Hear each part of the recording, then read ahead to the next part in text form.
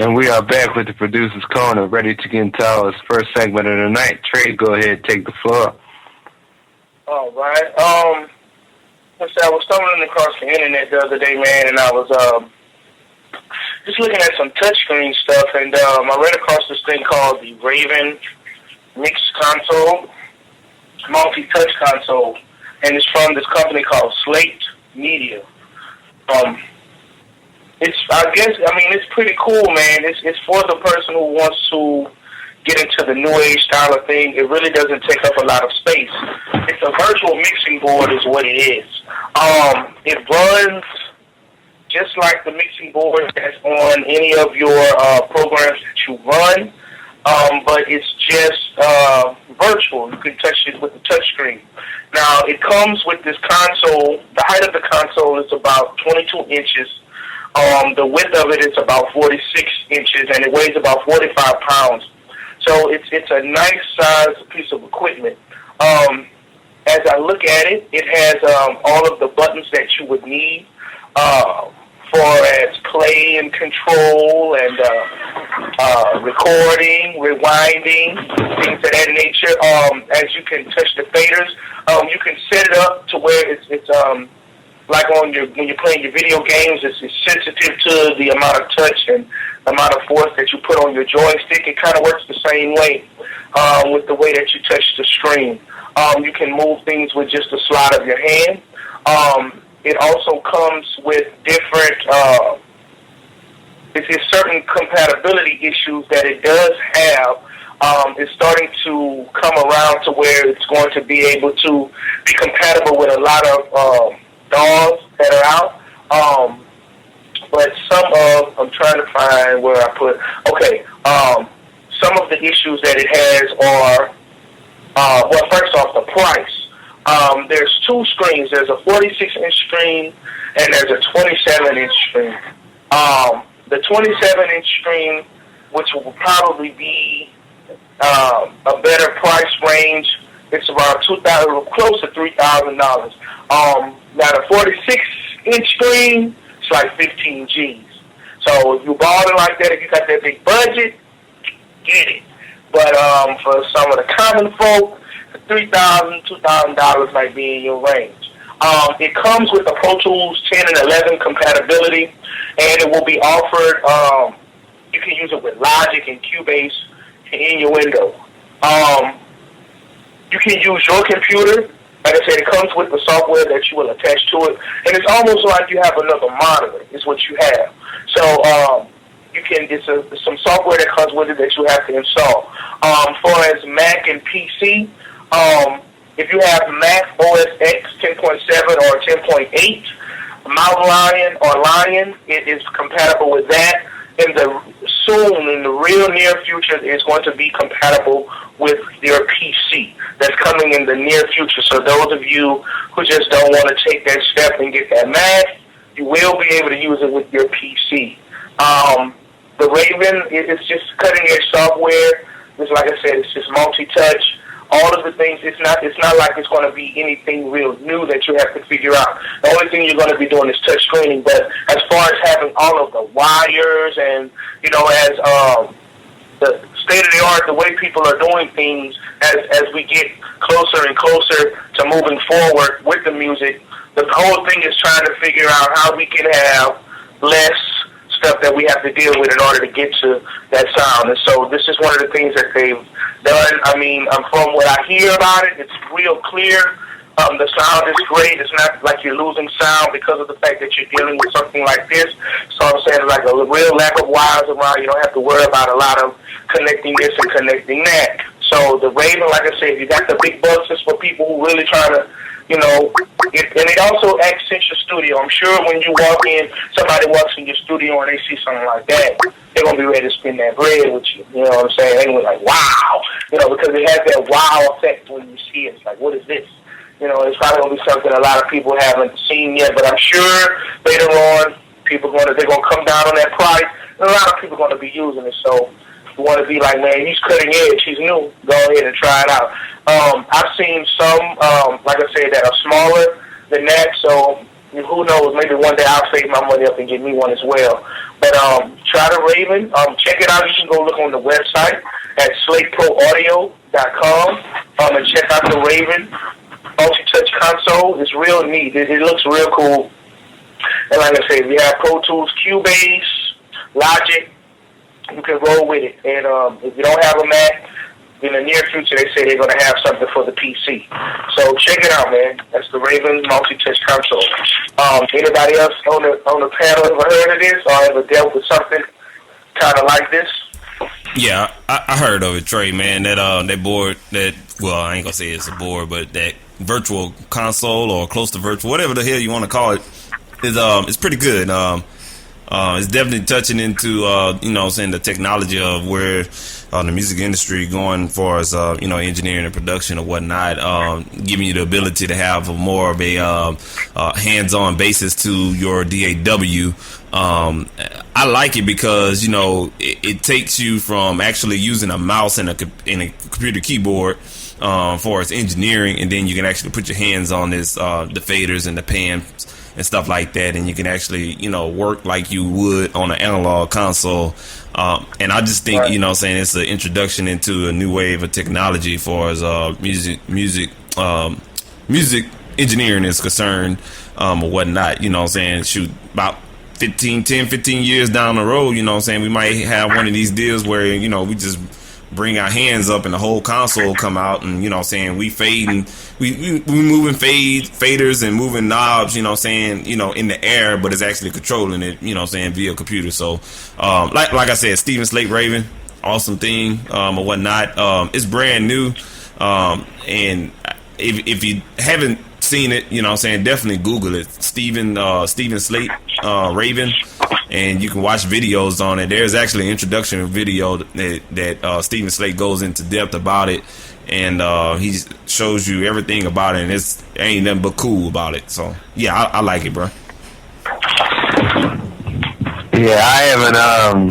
I'll actually have to look at it because I was considering, getting some kind of external mixer, but it does kind of remind me of the Logic Remote in some ways, not to that magnitude, but a lot of the same things you can do in terms of using it with Logic 10, putting it up on your iPad, and being able to mix and master your session from there as your mixer, and being able to pull up all your VSTs directly from your iPad. But nothing beats having like those virtual. Those knobs and faders. So yeah, definitely worth it. Yeah, buddy. We're about to go to a break. We'll be joined by our guest, M.A. We'll be back with the Producer's Corner.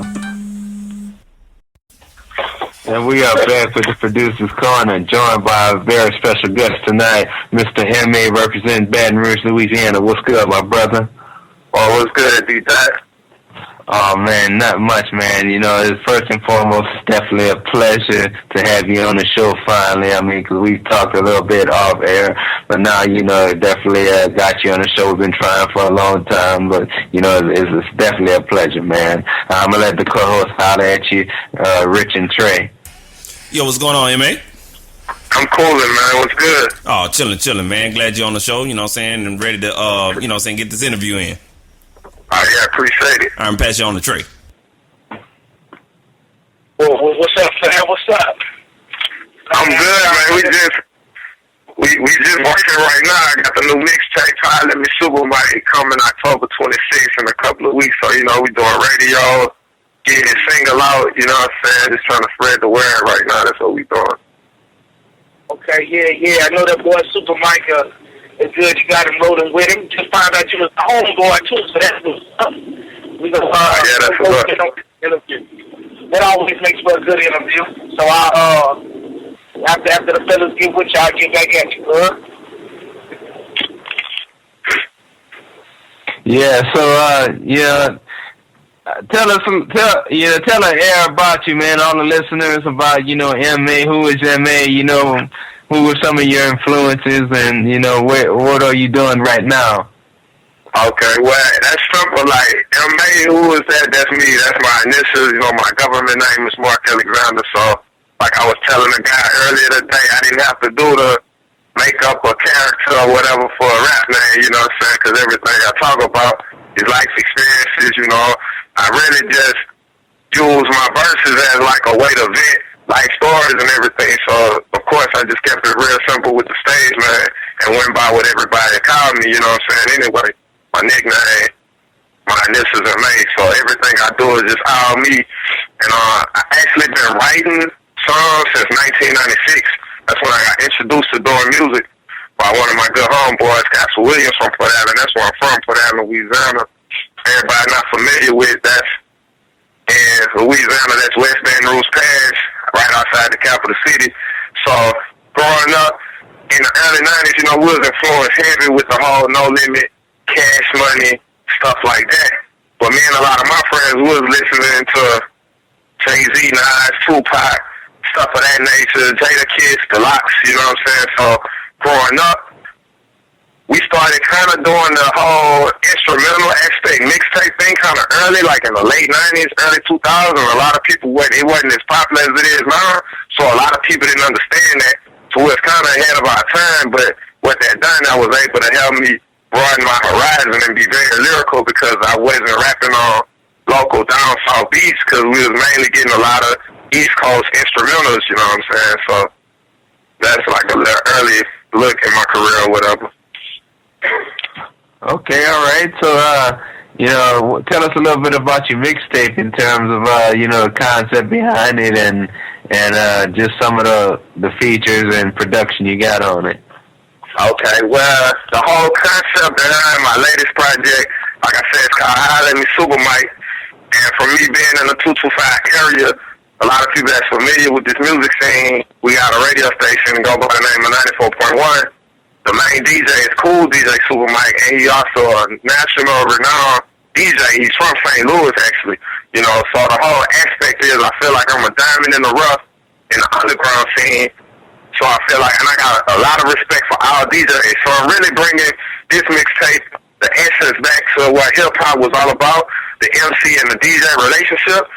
So I just felt like by me being a diamond in the rough, an underground artist, I wanted to go at the best DJ, like, look, I know you probably never heard of me before, but I'm telling you, holla at me for a reason. If you listen to these 15 tracks, you're going to want to holler. So it's not really being on an arrogant tip, it's just like self-promotion, you know. And I own an independent record label with my homeboy, Jay Rieger, and we also in a group called Japan, so all my features is in-house. I got my group mate, Jay Rieger, he's on a track called Nah, produced by ADP.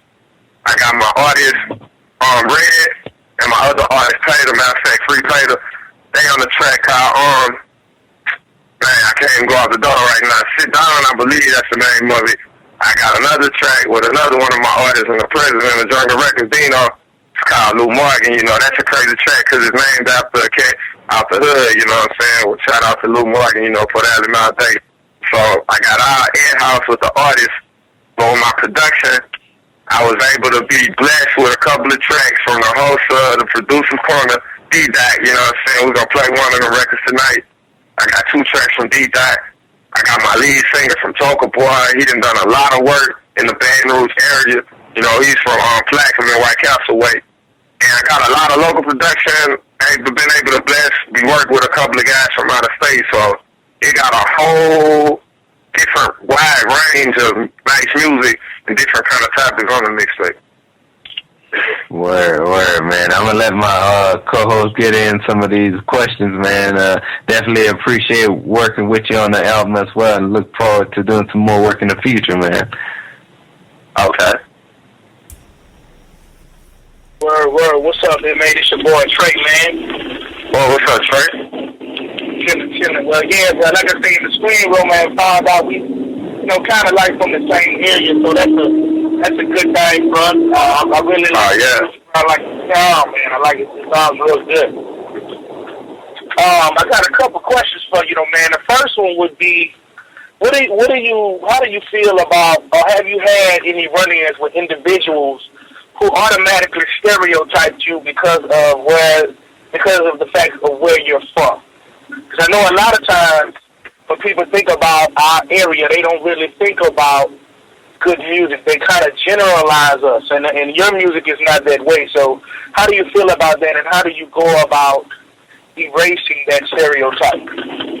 Okay, that's crazy because me and my manager, we had a discussion from another artist that made the statement that a lot of A&Rs not looking at the Baton Rouge music scene or really like Louisiana in general because we don't have artists coming out of here. And another stereotype that I have to overcome a lot, like I said, I've been in the music industry, underground, locally, grinding as an independent artist for like 17 years. You know, really the last decade, like, you know, business-wise, really strong doing it.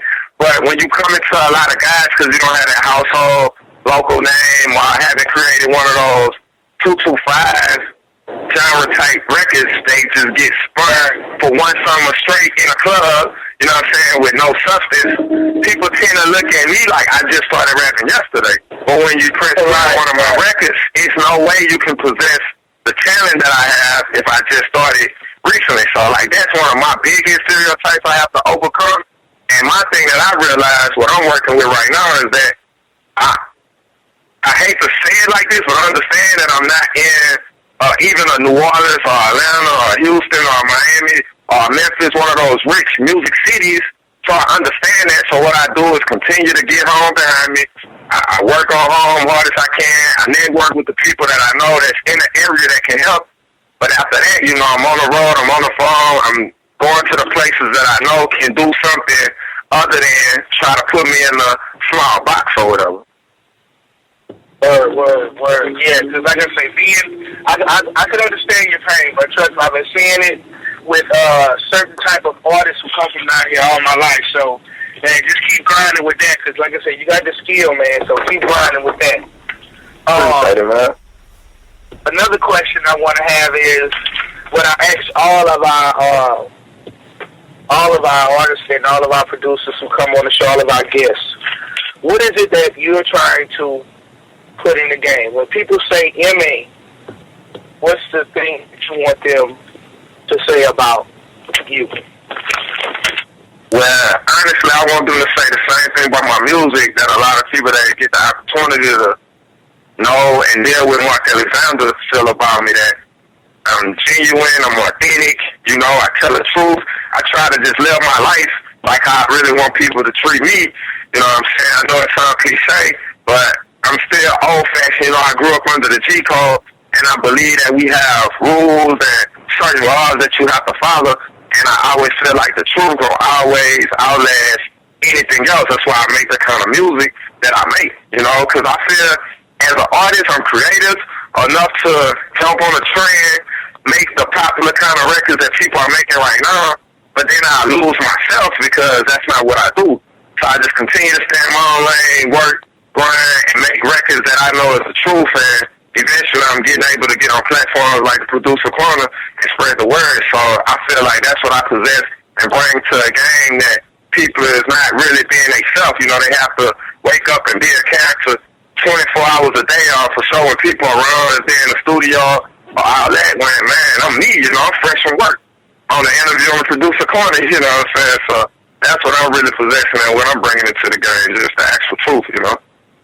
Well, that's what's up, man. Like I say, really gonna have to hook up, man. I really like your, you know, your spirit, and then I really like the way you put in the stick by what you do.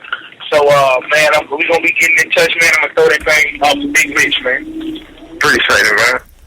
Whoa, what's going on? What's going on with you, man, mate?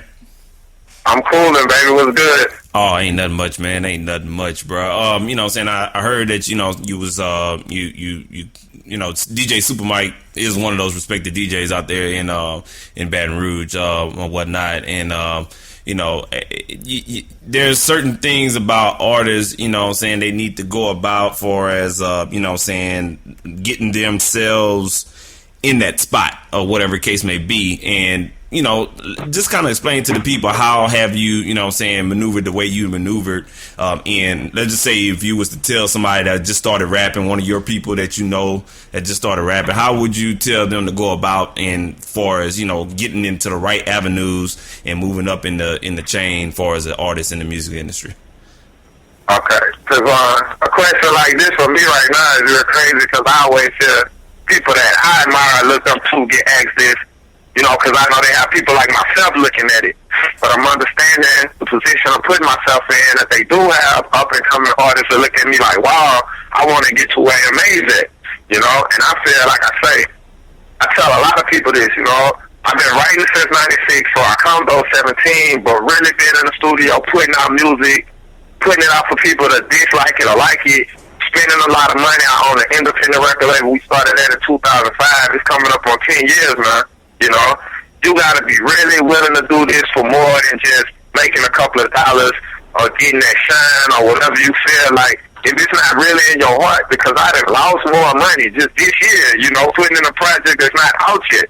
You know, then a lot of people is willing to try to make. Like, I deal with a lot of cats that's talented. Don't get me wrong. You know, they talented, they nice or whatever, but they don't understand the business aspect. Right. You know, because this 90-10, you know, it's 90% business, it's 10% of what you're saying on the record. They don't understand that aspect of it.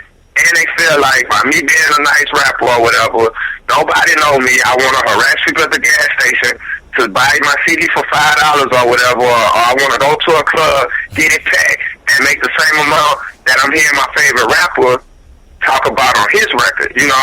And by me being from the 225 area, you know what I'm saying, I feel like I can say this about a guy that everybody respect around this area, you know what I'm saying, that's Lil Boosie. The grind that guy put in to get the numbers that he able to say he get for a show, you know, that's a testament to his hard work, dedication, making records, and building a fan base. He did the proper procedure to the business, you know, the road that I'm on right now. And I'm still, this CD that I'm doing, we trying to project to pass out 30,000 copies. Right. You know what I'm saying? A lot of people at the gas station with CDs, with writing their name on it with a Sharpie, you know what I'm saying, with hardcore, studio quality, you know, instrumentals all tagged up, all that, and trying to sell people that for $5 don't even have a lead single to push. You know, I'm on the producer corners right now pushing my single.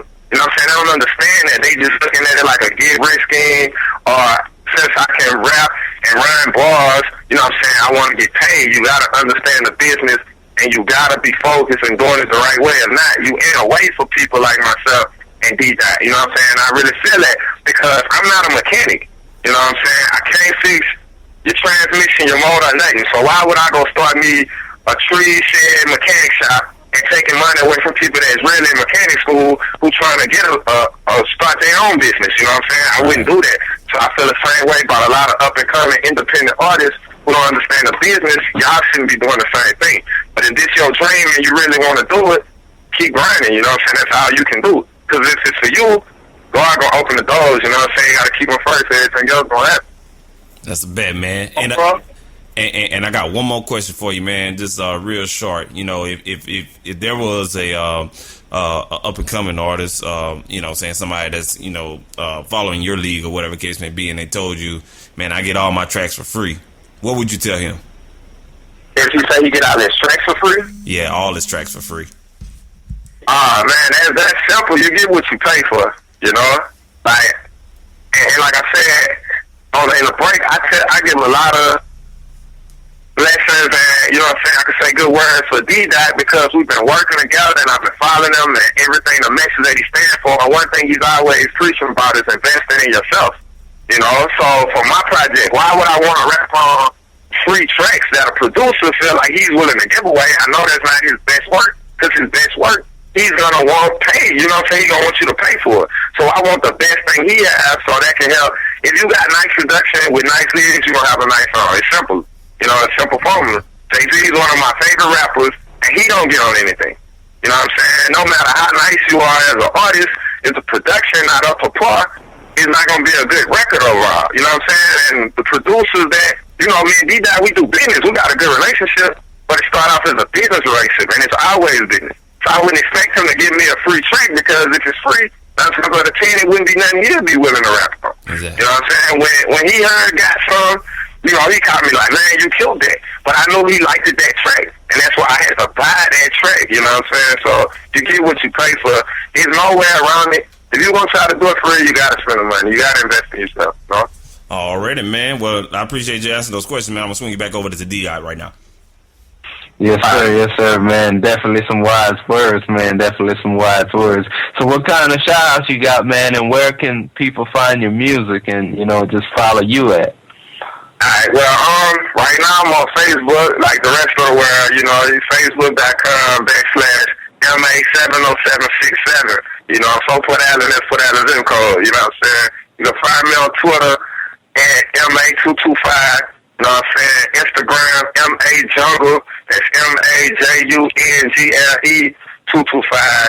And like I say, in 2 weeks, for everybody in the 225 area, Southern Homecoming that Saturday, we're going to drop the mixtape, Let Me Super Mike.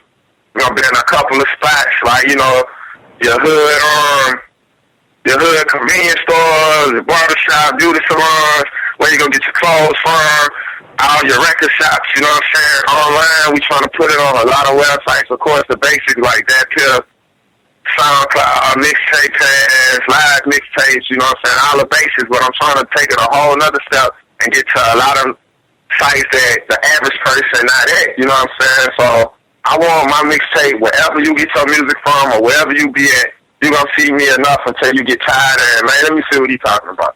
You know what I'm saying? And that's what I'm trying to do. So eventually I'm trying to get to the point where you ain't really gotta even look for me, you know what I'm saying? I'm gonna be all in your face, you're gonna get tired of seeing me, Yeah, definitely. Well, you on that track, dog. I mean, just keep it up, man. I mean, I see a lot from you, and in terms of I work with a lot of different artists, and I definitely like what you stand for as well, and just how you got your own style, man. Just keep it up, bro. Appreciate it, big homie. Don't forget, I'm gonna be on that at Producer's Corner mixtape volume 2 too, so y'all can better catch me on that too. You know, sir. Oh yeah, definitely. Y'all gonna be able to hear the tracks. Y'all gonna be able to have the tracks that we're actually about to listen to, as well as check out his mixtape. He talked about the releases in 2 weeks, but not this Saturday, but the next Southern Homecoming weekend. We're about to go to our next commercial break of the night. We'll be back with the Producer's Corner. Holla at him, Super Mike.